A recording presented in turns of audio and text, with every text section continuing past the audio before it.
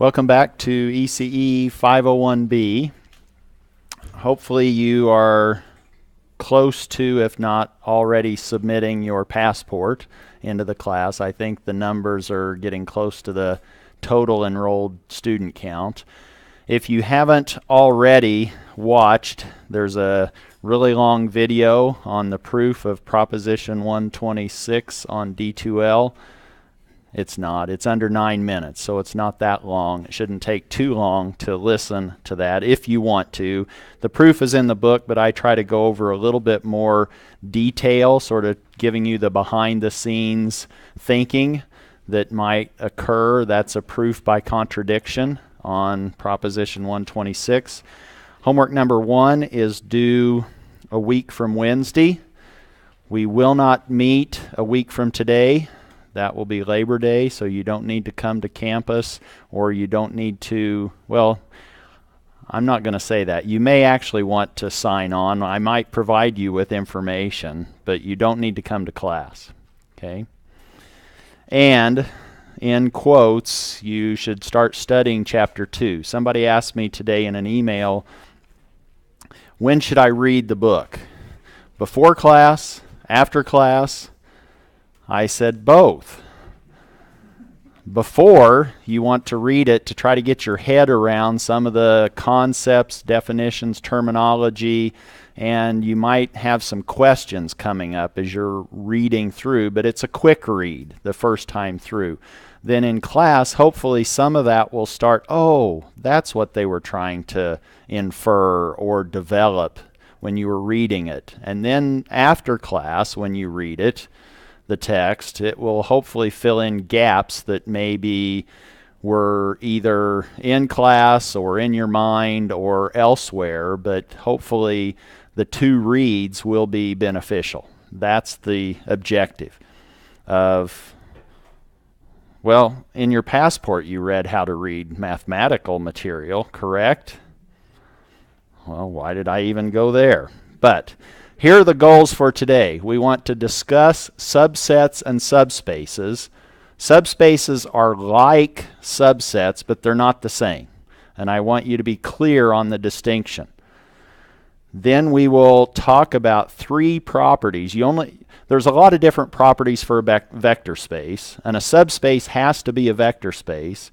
But because a subspace is a subset of a vector space, we don't have to show all of the different properties of a vector space in order to verify that a subspace is a subspace. We just have to do 3, and we'll go over those 3 properties.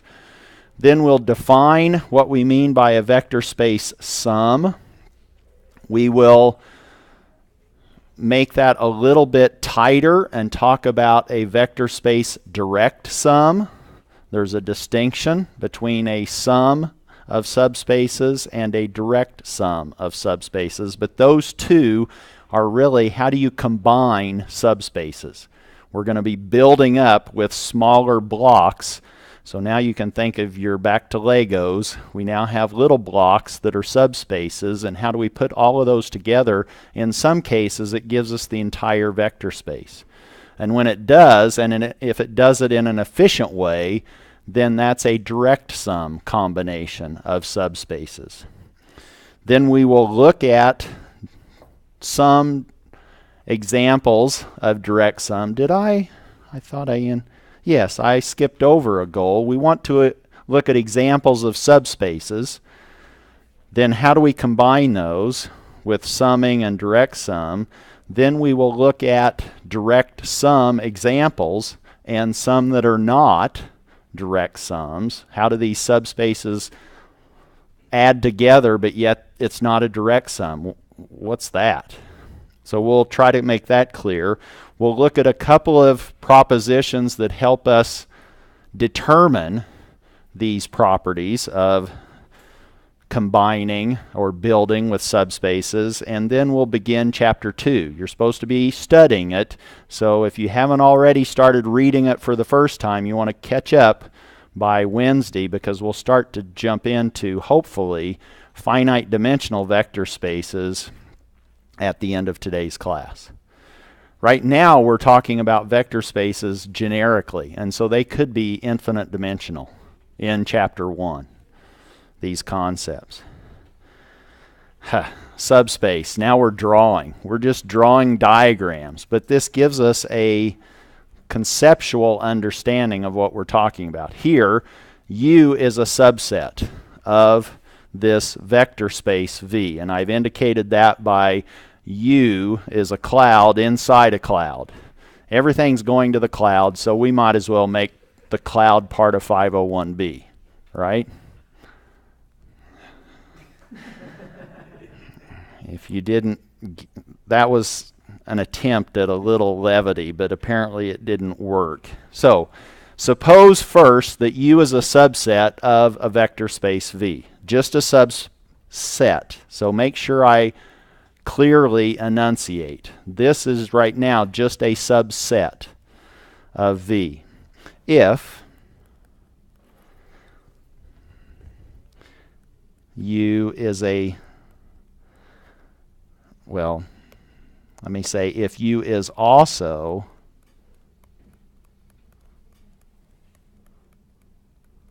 a vector space, then U is a subspace of the underlying vector space V. So not only do we need U to be a subset of V, but if it's going to be a subspace, it has to have all of the properties of a vector space. And some subsets do not satisfy those properties. So let me make that clear by means of this note. There is a difference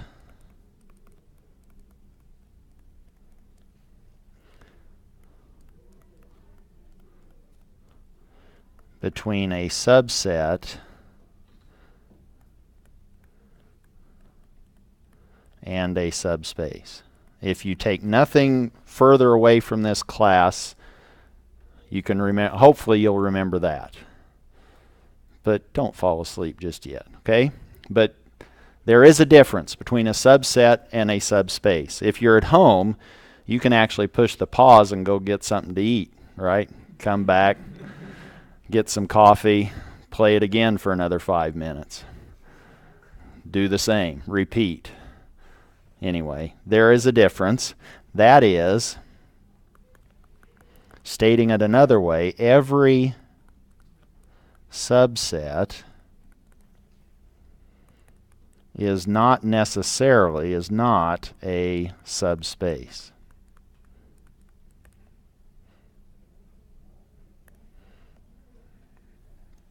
Suppose that I give you a subset of the number line from 1/2 to 1.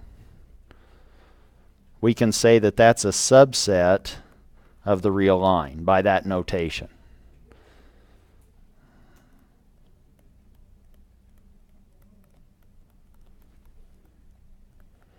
Is U a subspace? Well, you knew it wasn't because I've set it up to be that way, right? But why is it not a subspace?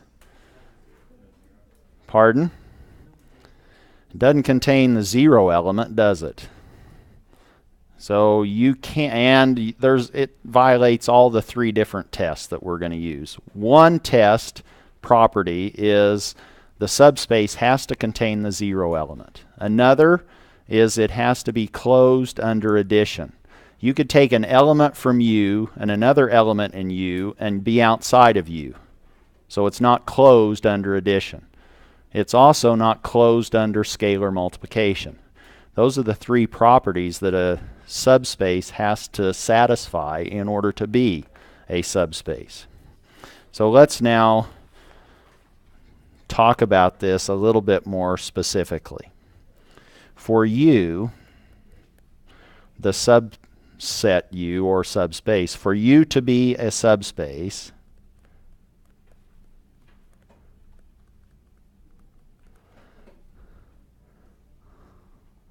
let me say of a vector space V,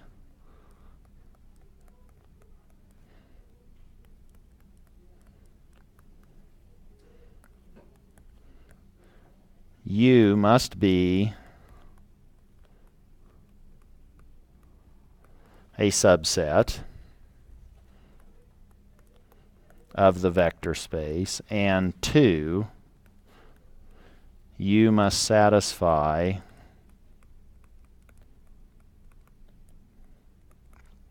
all the properties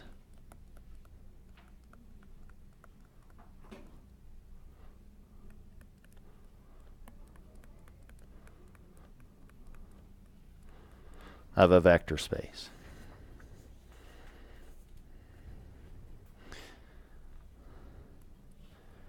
Now, if U is a subset of V, it already sort of possesses or inherits a lot of the properties of that vector space. And we can play on that fact. If U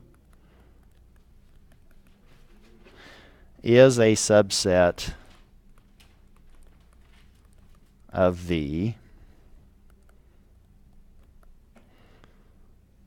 then U already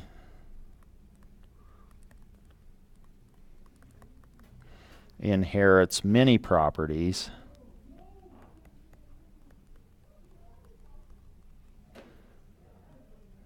of V. I'll have what they're having. If you're, well, never mind. If you're listening to this, hopefully you're not mic'd up well enough to hear the neighboring room. I'll just call it a room for now. Somebody needs to, I don't know who's in charge of them, but we'll look into that. Okay? All right, so if U is a subset of V, then U, this subset, already inherits many properties of the vector space V. To verify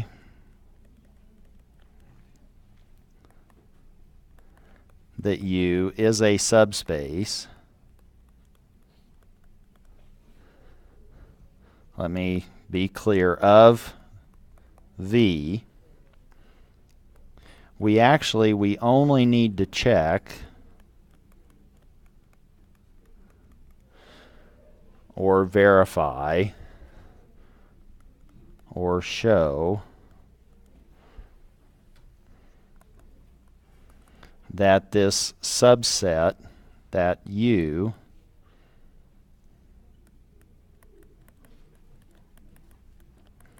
satisfies the following 3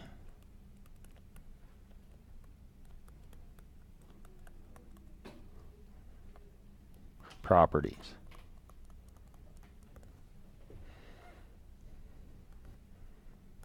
And this you can find on page 18 of your book. And we've already talked about what these are. We need to have the additive identity, or the 0 element, in U. So 0, the 0 element,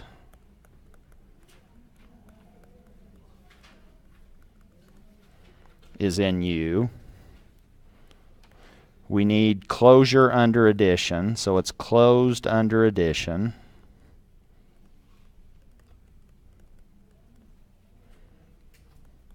Which means that if we take 2 elements, any arbitrary elements, U and V, in the subset, then their sum, or their algebraic combination, needs to be in U.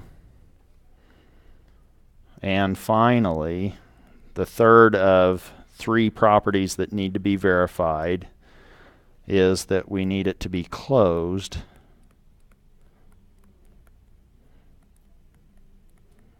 under scalar multiplication.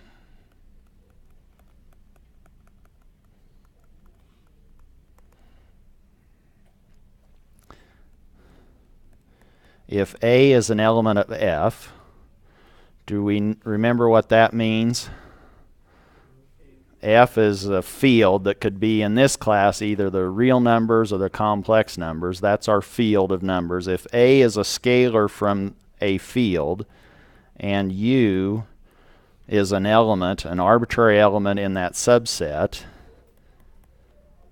then we need AU to also be in the big U, the subspace. We need those three properties to convince ourselves or to verify or to show that this subset of a bigger vector space is indeed a subspace. What are some examples?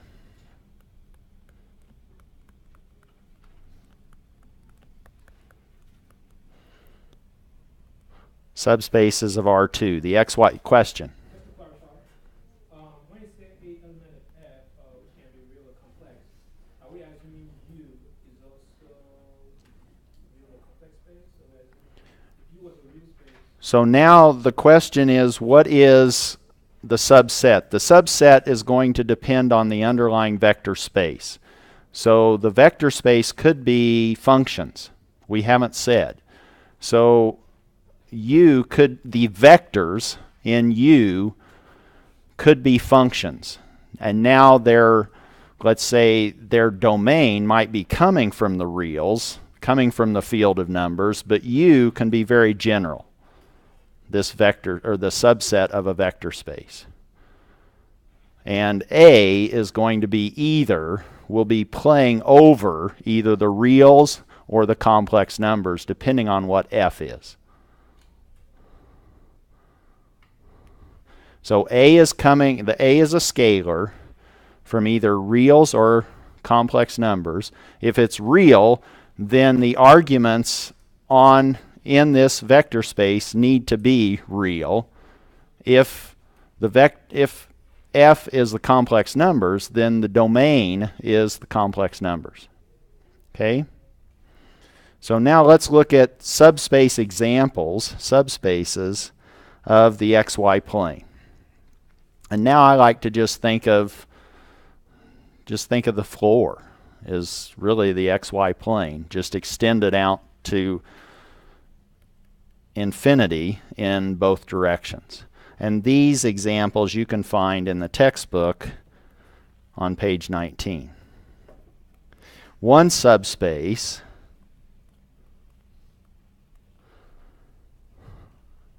I can denote by bracket 0, close the bracket. What is that? Is that the empty set?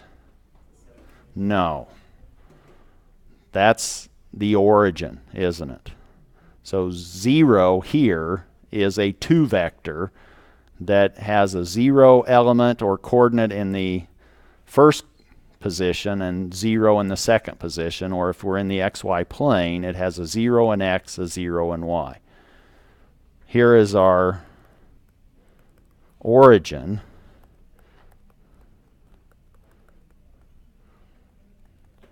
And it satisfies the three properties. It contains the 0 element. You take elements in that and add them up, you get that back, and you scale it by any real or complex number, and you get that back. So this is a subspace of the real number line, or even the complex plane. 2. Well, we're dealing with R2, aren't we? So let's just stick with our field now being the reals. A subspace is the space itself, R2. Another class of subspaces we'll say are all lines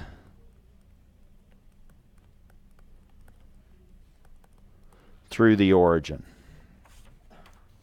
And that through the origin is key, because this now guarantees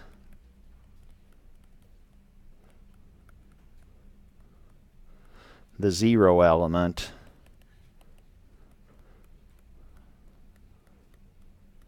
is a part of our subspace.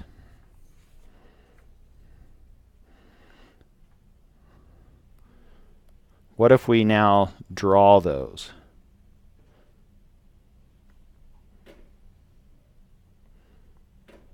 Suppose that we now say, okay,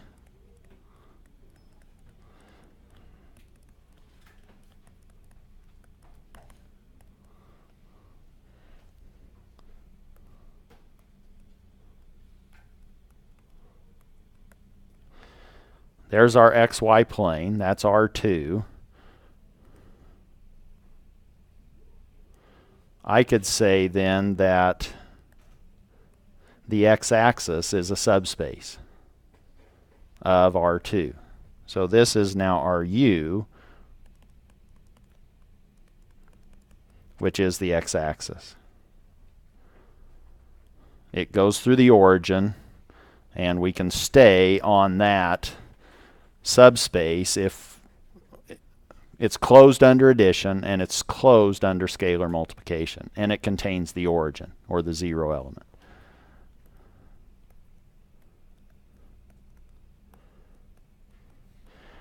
Well, if you like the y-axis, you'll enjoy this axis too, right? That's also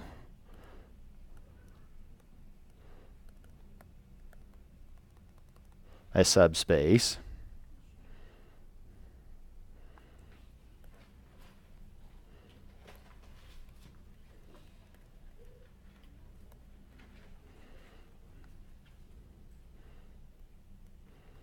What about that?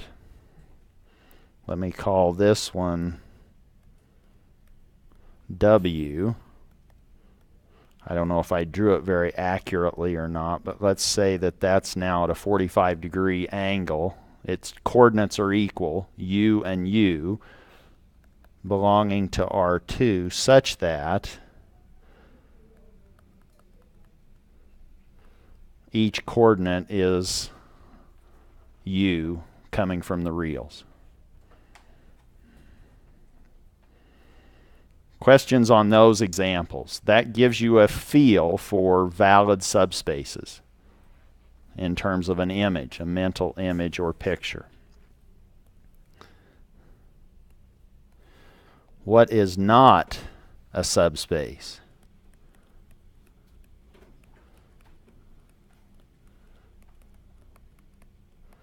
In R2.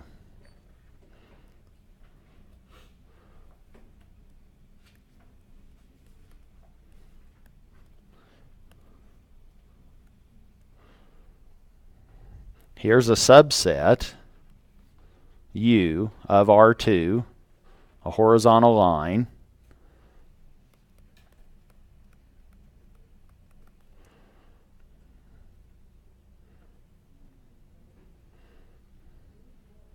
But why is that not a subspace? Doesn't contain the zero, does it? Or the origin.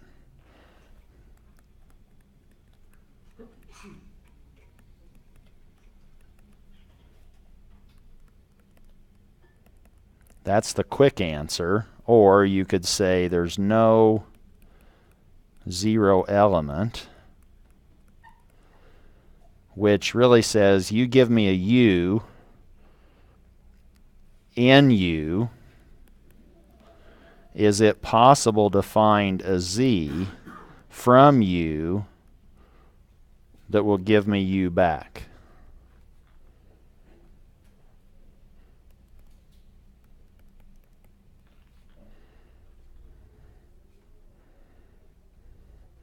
Can I find a Z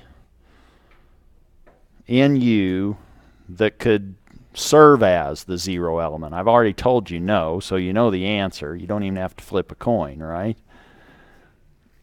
But you could convince yourself with an example if you wanted to. You could say, oh, well, let me just say that U is now 2, 1. I'm just writing it as a row vector. You could write it as a column vector, but let's say the first coordinate is x, the second coordinate is y, and so now I'm looking at, well, my coordinates are obviously not the same in terms of dimension. That's 1 up and 2 over.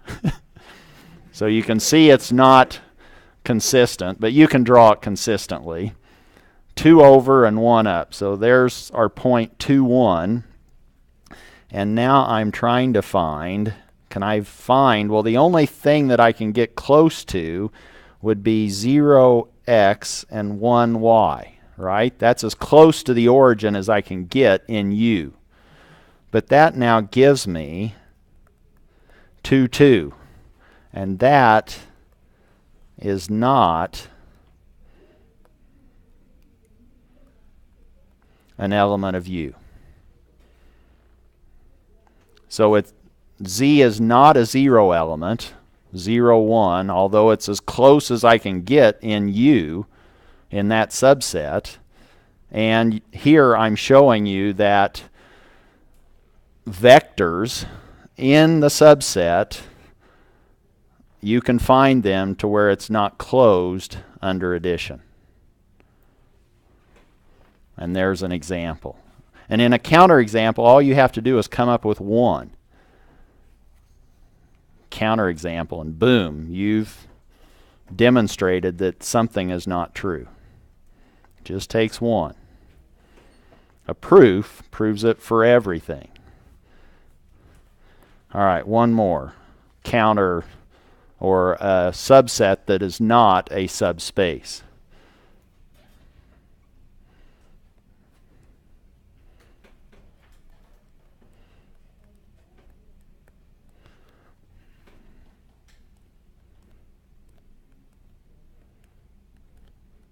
Here, these points are supposed to be representing the integers.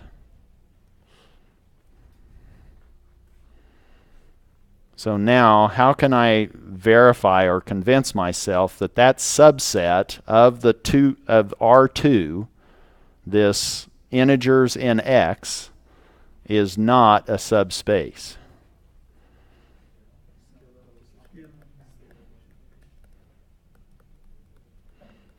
So now we could pick a number, a scalar from our field of reals, 1/2, and any of those integers in U, and we'll see that, boom, we pop outside of U.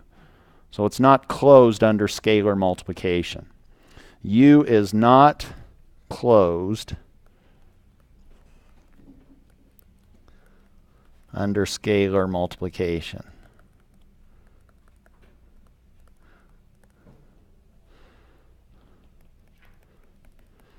Where our example, let's say U is equal to 3, that's an element of U. But if we pick a scalar from our field of reals to be 1/2, now AU is 3/2, which is not contained in U.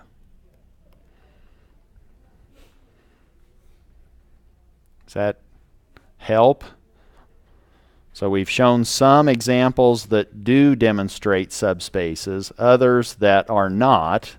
That was in R2. Let's go up a dimension. Let's look at R3. And then hopefully you can be the ant on a rope and start thinking about how this might change in higher dimensions. Go read Flatland, right? All right. Subspaces of R3. And if you're reading along, you're still on the same page, page 19, as the subspaces of R2. So in reading, don't get discouraged if it's a slow process. That's to be expected.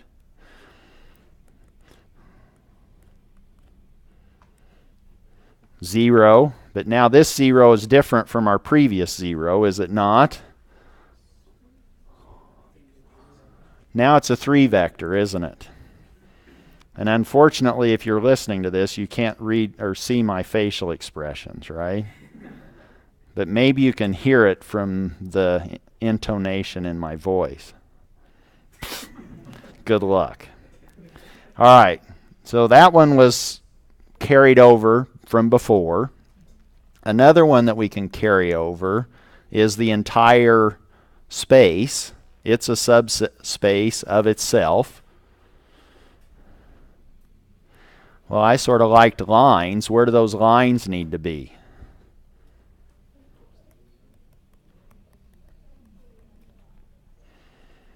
They need to go through the origin, don't they, in order to be a subspace. So all lines through the origin. And any and all lines through the origin form a subspace in R3. Are we done? Now we can do planes, can't we? Not in the sky, but planes in terms of geometry, right? Somebody's going to say, well, we could do trains or automobiles. No, planes in terms of surfaces. And these surfaces now need to cut through the origin. But if they do, then it's a subspace because it contains the zero element. So all planes through the origin.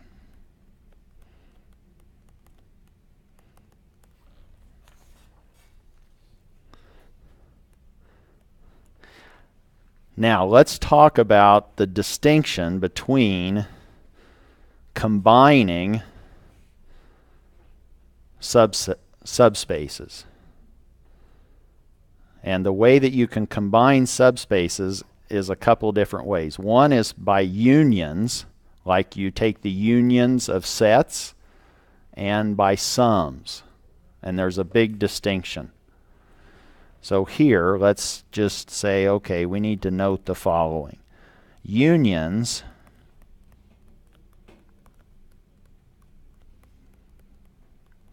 of subspaces. So they are subspaces, but unions of subspaces are not the same as sums of subspaces.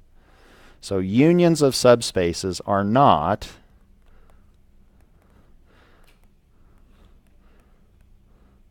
the same as the sum of subspaces. And it's easier to just think of an example. So here's my example. Suppose we let U be the set of U comma 0 in R2 such that U is coming from the reals. So if you want to really impress your roommates, you just go home and you say, oh, let's look at this. And they go, what? But what is that? If you want to communicate with them effectively, you might say, consider the x-axis. And they're going to go, oh, I remember that from sophomore geometry or somewhere. So that's just the x-axis, disguised to look mathematical or mathy. We can now say V is 0V, an element of R2. Well, let me not. I don't know why I said U for the X and Y for.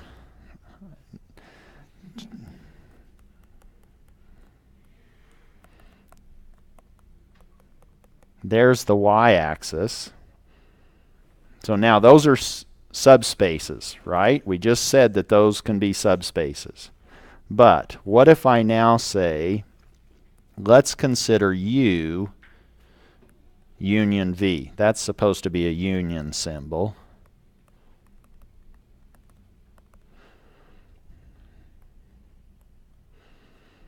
Here's R2.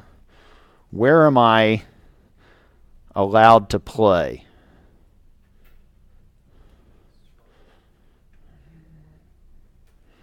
I can play here, and I can play, I apologize, I'm trying to play with my new toy and trying to get used to it. And there.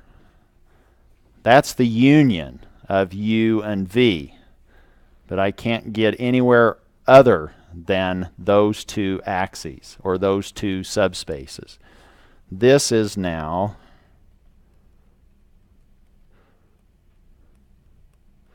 U union V. Here's U, and there's V. That's the union of those subspaces. No more. But if I now looked at U plus V, what does that give me? Now I get everything, don't I? I get everything in the xy plane. I get all of R2 because I'm adding pieces from both subspaces, or I should say vectors from both subspaces. So this is all of R2.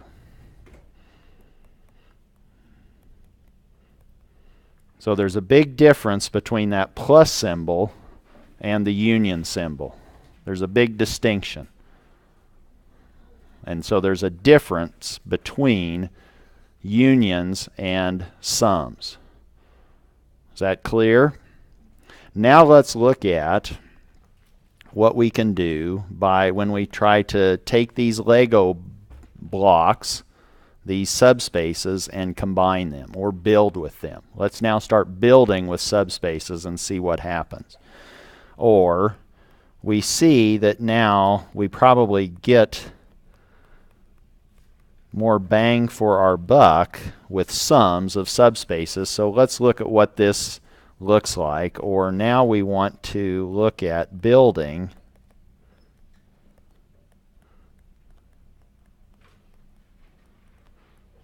with subspaces.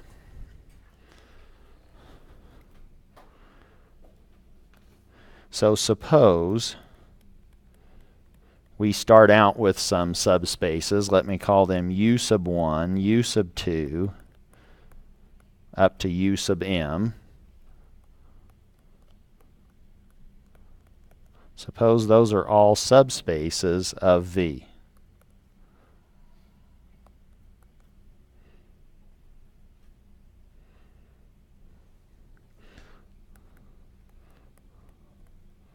The sum of U1, U2, up to U sub m is actually defined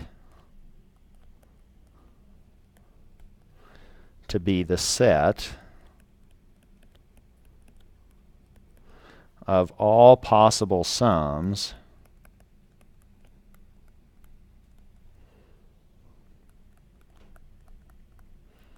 of elements that come from those subspaces. All possible sums of elements of U1, U2, up to U sub m. So the sum of U1 through UM is defined as the set of all possible sums of the elements that are in U1 through U sub m. We could write that symbolically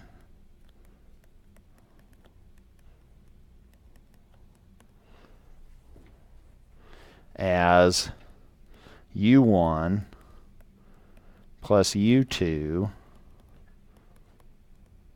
plus U sub m equals,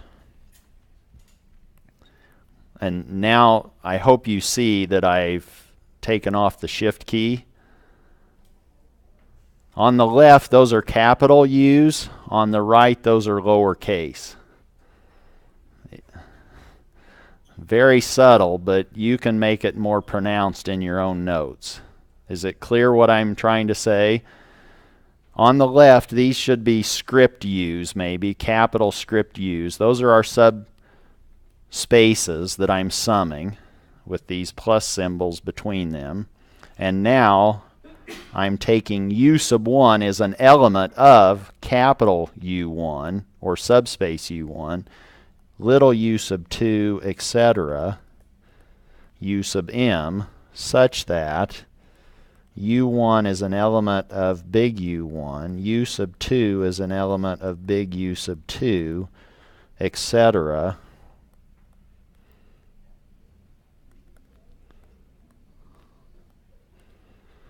And that's what I mean by a sum of subspaces, U1 through U sub m.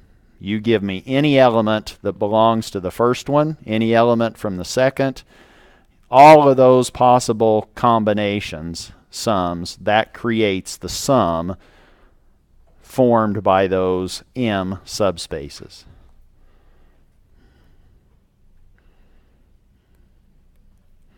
Let's look at some examples.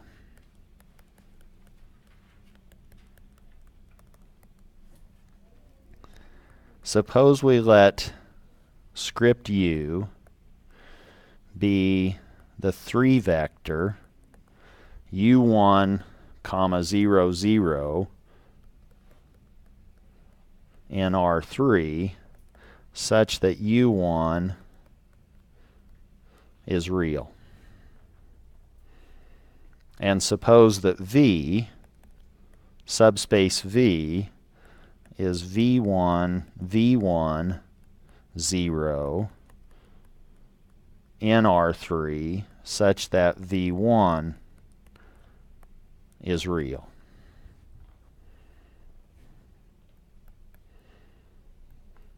And now S, we're building up by combining, by summing these subspaces. A new subspace S is formed by the sum of U plus V.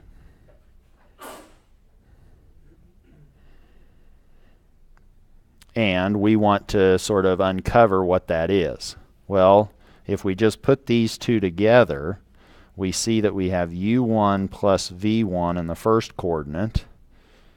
The second coordinate is V1. Oh my.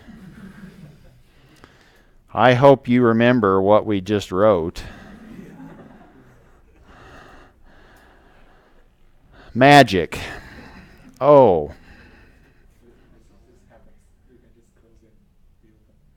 Can I just close it?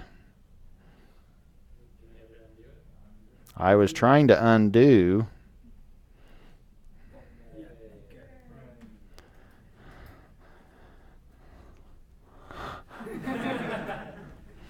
Everybody here has taken CPR, correct? You may need to apply it to this old man up here occasionally during class. All right, where were we? We were with the first coordinate. I don't know what I touched. Let me... Okay, I think I'm still recording all of that. Maybe for better or for worse. The second coordinate is what? V1. And the third coordinate was 0 in both subspaces. This is still a part of R3, and U1 comes from the reals, V1 comes from the reals. And what is that really giving us? That's really just, we can take any arbitrary element from the real in two different combinations, and that now gives us really just the xy plane, does it not? Even though we weren't starting with the x line subspace and the y line subspace. This now is the same or equivalent to x comma y comma 0 in R3 such that x is equal to u1 plus v1, y is equal to v1, and these are both, let me say x is real and y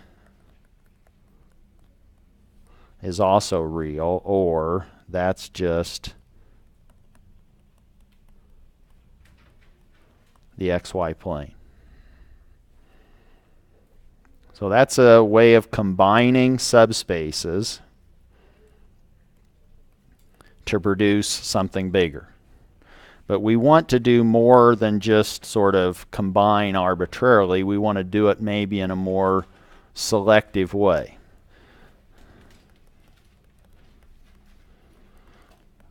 So here we're interested in cases when this combination of subspaces actually fills the whole underlying subspace or vector space. So we want to look at or examine cases where we have these subspaces that when summed produce the entire vector space, the underlying vector space, or u1 plus u sub 2 up to u sub m fills up all of v.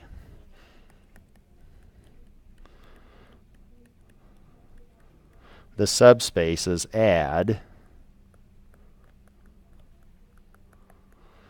to fill the underlying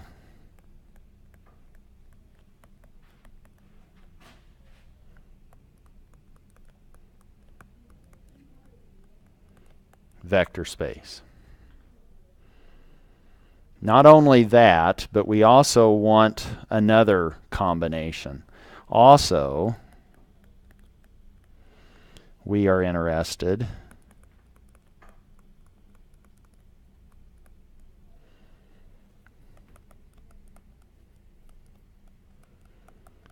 in particular subspace sums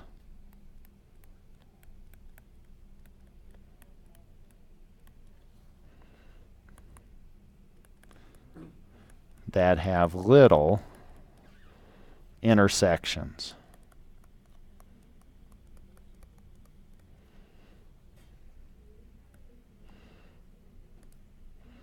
And we'll try to unpack what that means. These little intersections really just mean that the only intersection between these subspaces that make up the entire vector space, the only intersection of each of those are the zero element.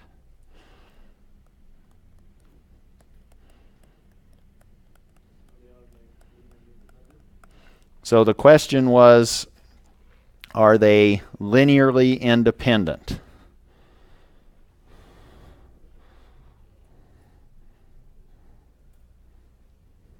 What do you think?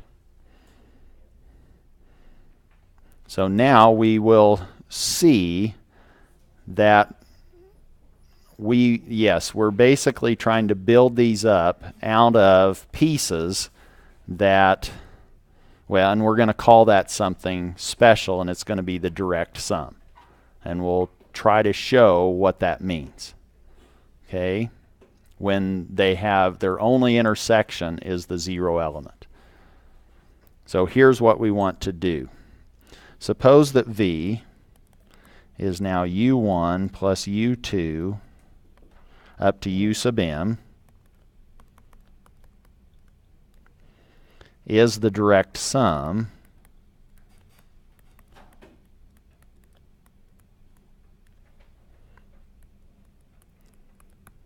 of u1, u2, u sub m.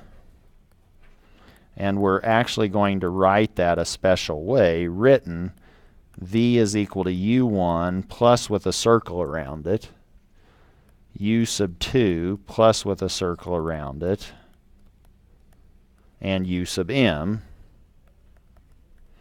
if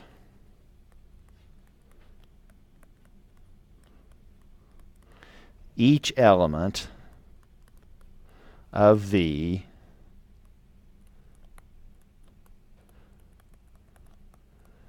can be written uniquely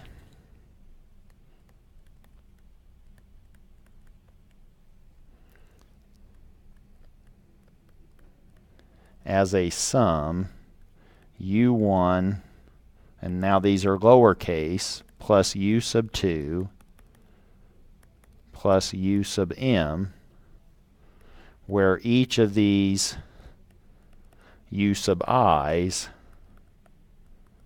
are contained in the subspaces capital U sub I.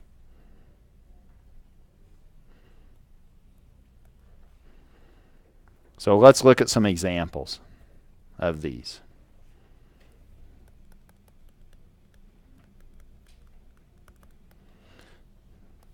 Example 1. Suppose that U is now, for whatever reason, I'm going to try to keep us guessing as to how I'm going to write these vectors. Let me now write them as column vectors and say that this is now U 0, 0 belonging to R3 such that U is real, and let's say that Y is what you would guess it to be, 0y 0, also belonging to R3, and W, script W, is 0, 0, little w in R3, such that W is coming from the reals.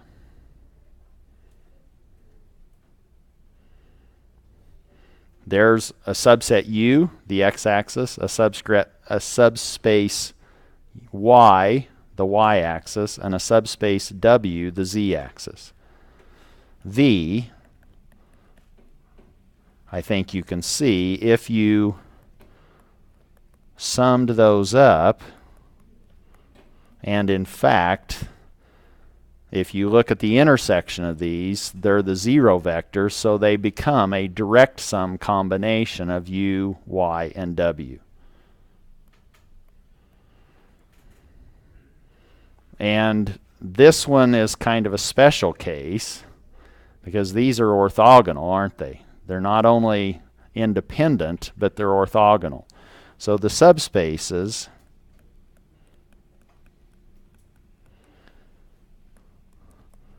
do not have to be orthogonal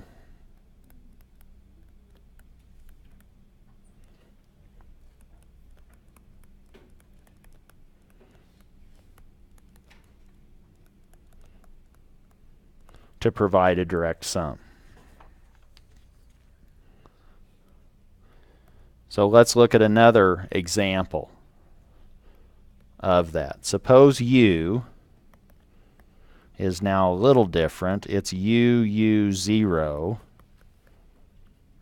element of R3 such that U is coming from the reals. Y is like it was before, 0y 0 R3. Y is real. And W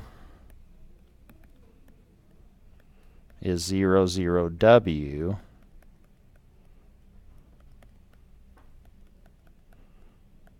and W is coming from the reals. And you can now add those up, and what is their intersection?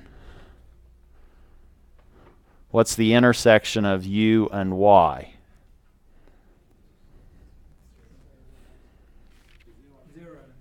U is this XY line at a 45 degree in the XY plane, and you intersect that with Y, and where do they intersect? Only at the origin. So that's giving us some valid information as far as a check on how we might determine if these are actually direct sums. Although u and y are not orthogonal, are they? We'll get to this later, but if you looked at their inner product mathematically, you would find that that's not 0, which is required if they were orthogonal. But here you can sort of see that those two are not 90 degrees apart, those two lines in the XYZ space. But V is all of R3, and that's U direct summed with Y direct summed with W. So that now if somebody said, give me an X in R3, so for any X, we better be able to find a unique combination of vectors from subspace U, subspace Y, and subspace W that produces X. Here if we said X was X, Y, Z, in terms of U subspace, Y subspace, W subspace, that's now U, U plus Y, and W. So if you hand me an X and say, give me vectors in script U, script Y, script W, I now have a strategy for doing that. I can now say, given an X, I'm going to let W be, why did I do X, Y, Z? So that I could be inconsistent with my notes. So let me say this is now coordinate 1, coordinate 2, and coordinate 3 in X. Okay? So now if you give me an X and say go find a vector in subspace U, subspace Y, and subspace W, I now know how to build that. I can say, well, I'm going to let W be X sub 3. I'm going to let U be X1. And now I just need to come up with a vector in Y. And I now can sort of back substitute and find out what that needs to be. Y now, I can make that be X2 minus X1. And that's true because I started with Y, or I should say X2, equaling U plus Y, which was just X1 plus Y in the way that I formed U. And that now I can solve for Y to say, oh, now I know what the Y needs to be in order to give you that unique point X that somebody handed me.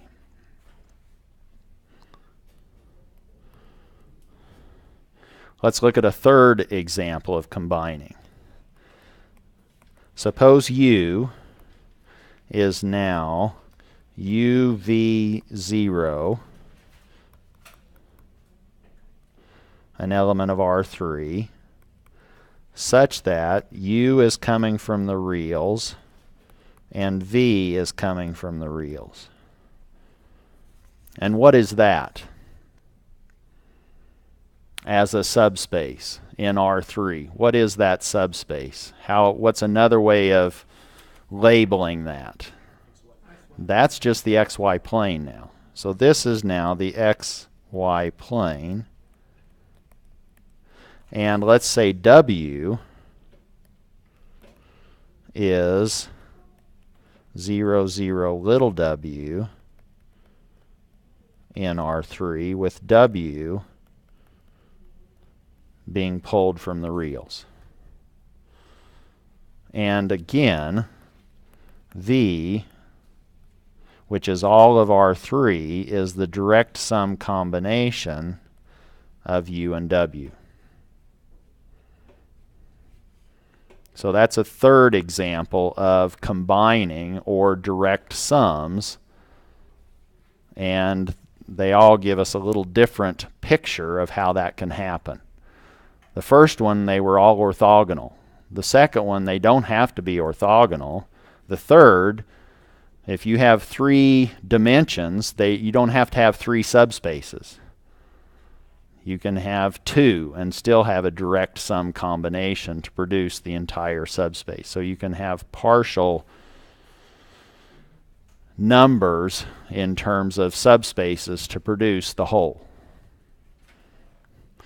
Let's look at some propositions that help us decide whether these subspaces form a direct sum combination. So propositions helpful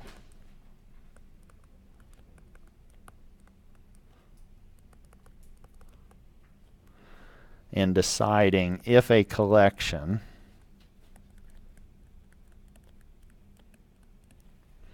of subspaces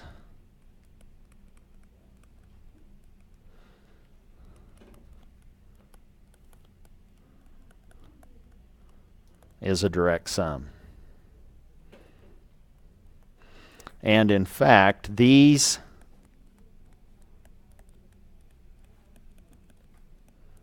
two propositions are concerned with the following key question. Can the zero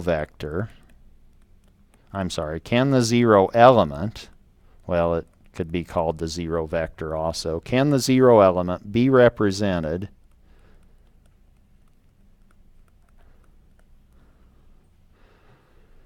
uniquely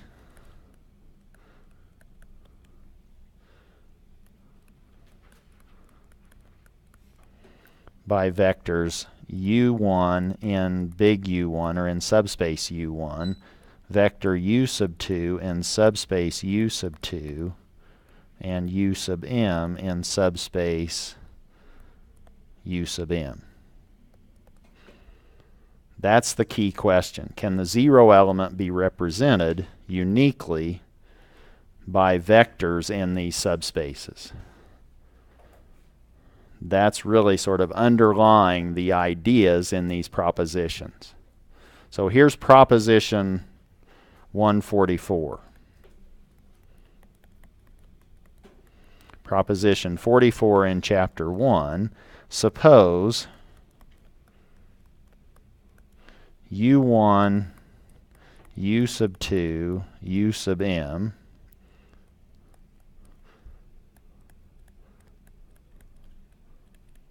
are subspaces of V.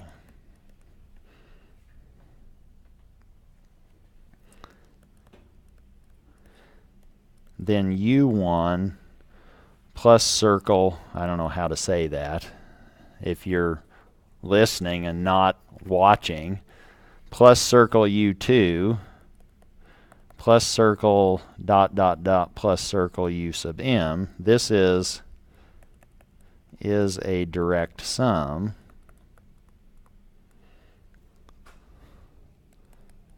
if and only if, now a shorthand notation for if and only if, the only way for little u1 plus little u2 linear combination of vectors from these subspaces, the only way for those to be the zero vector, where each u sub I is coming from a subspace capital or script u sub I, is by taking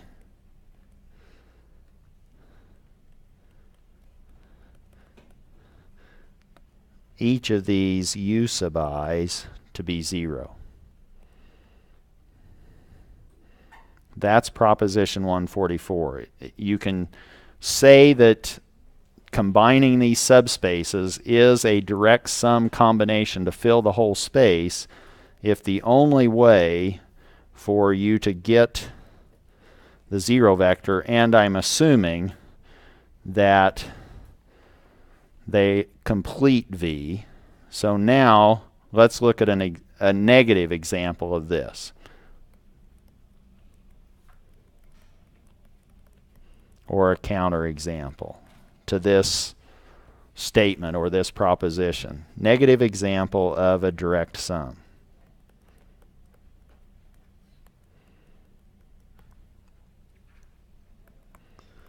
or in other words, not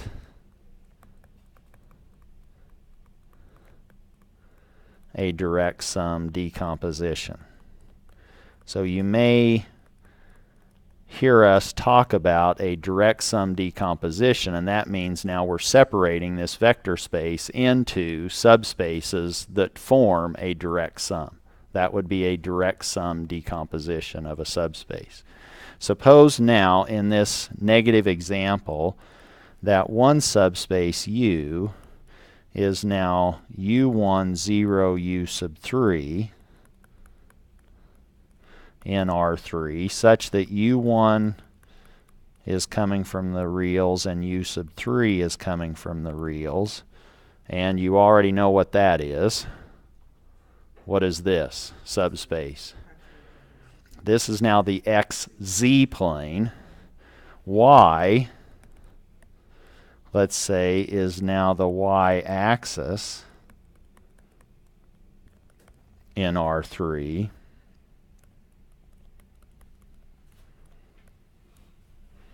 And suppose that W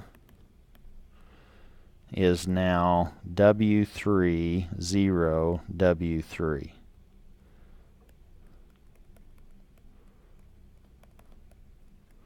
Where W3 is real. What's that? This is a line in the XZ plane, isn't it? It's a 45-degree line in the in the XZ plane. We're moving equally in the X direction and the Z direction for the choice of W3. So now the question is V, which is all of R3, a direct sum of U, Y, and W?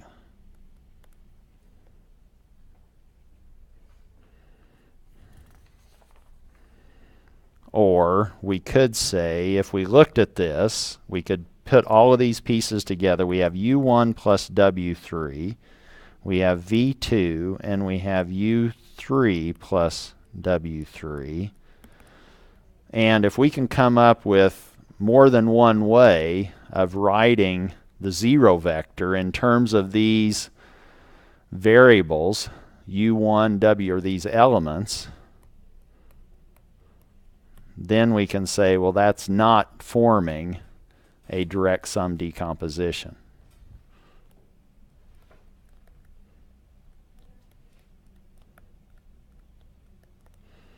Is there more than one way to make the left-hand side by the choice of U1, U3, V2, and W3 equal the zero vector?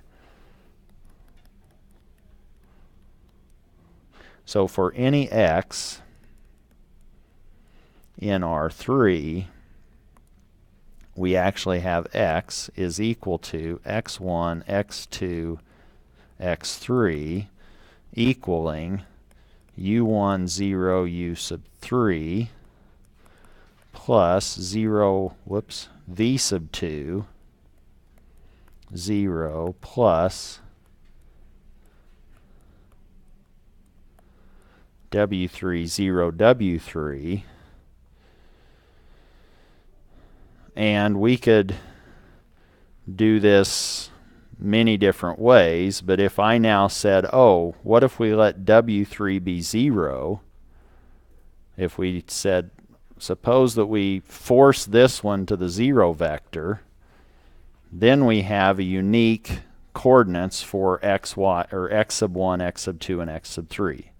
It's one way of looking at it. But we really are wanting to try to find, so now if we just said, oh, let's let W3 equal 0, I think you can see that you now have unique elements in the coordinates for the arbitrary vector x. So this is one way that you could pick.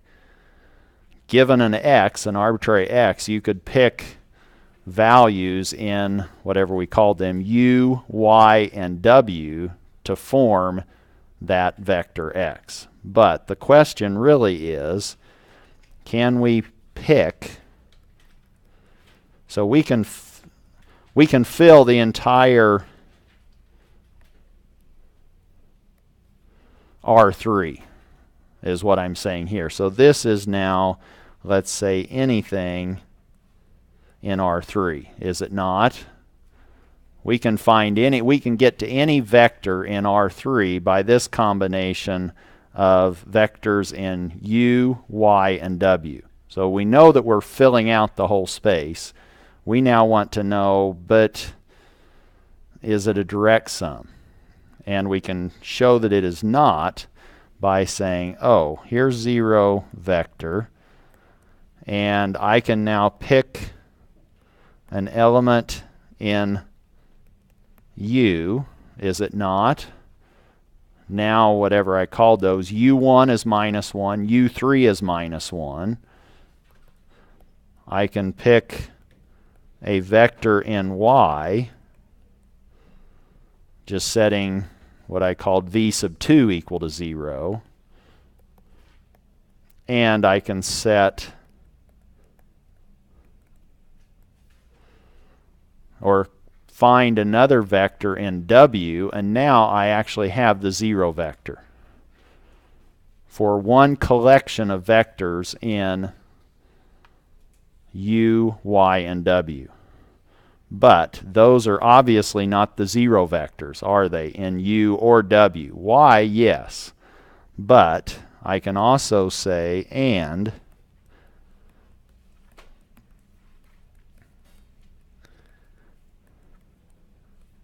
that's a vector in u, is it not? Just setting the w, whatever I called them, w1 or u1 and u sub 3 to 0. There's another vector in y, and here's the 0 vector in w. But now I have two different ways of writing the 0 vector, and that now destroys this possibility of this choice of u, y, and w forming a direct sum decomposition of R3.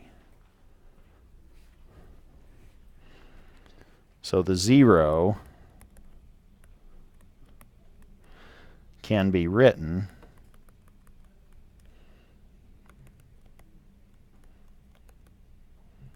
in more than one way. Or 0 is not uniquely defined from u, y, and w, and so u, y, and w for that choice do not form a direct sum decomposition. Let's look at, or present at least, the next proposition that helps us with talking about combining in the form of direct sums. And now suppose that u and w are subspaces of V,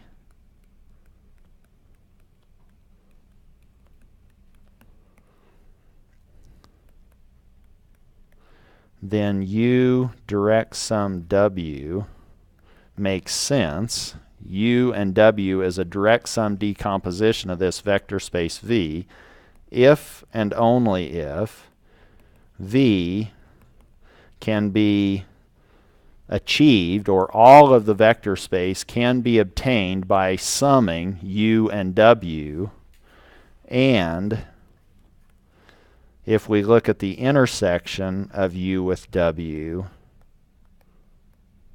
we get the 0 vector.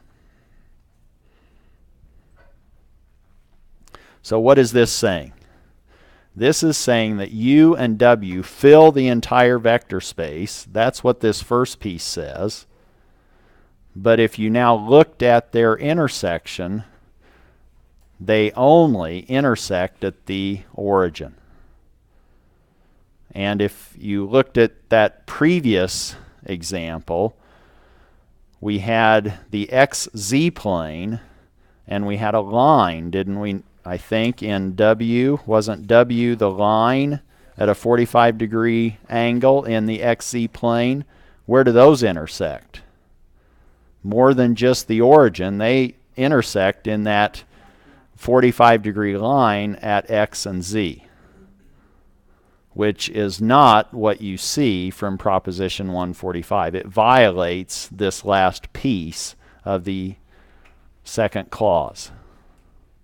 The intersection of U and W is that 45-degree line. Question? So does this work for arbitrary numbers of subspaces or just for two? So does this work for arbitrary